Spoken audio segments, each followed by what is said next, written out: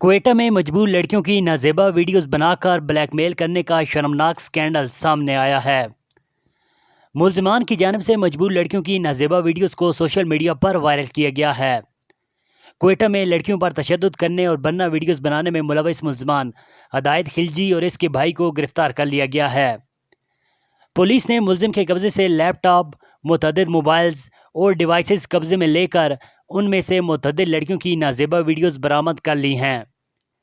Police کے مطابق ملزم لڑکیوں کو نوکری کا جھانسا دے کر نشہ آور چیزیں دیتا تھا، پھر ان کی ویڈیوز بنا کر انہیں بلیک میل کرتا تھا۔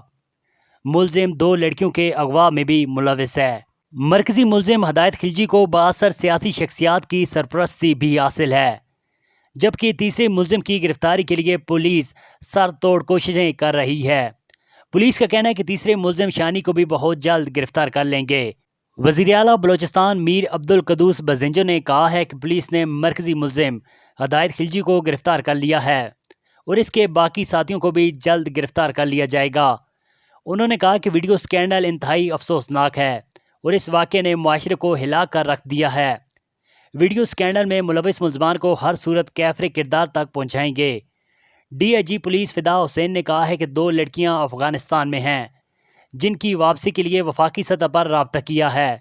سکینڈل کی تحقیقات کے لیے قائم کمیٹی مؤثر طور پر کام کر رہی ہے۔ دوسری جانب سوشل میڈیا پر بھی ملزمان کے خلاف سخت ایکشن لینے کا مطالبہ کیا جا رہا ہے۔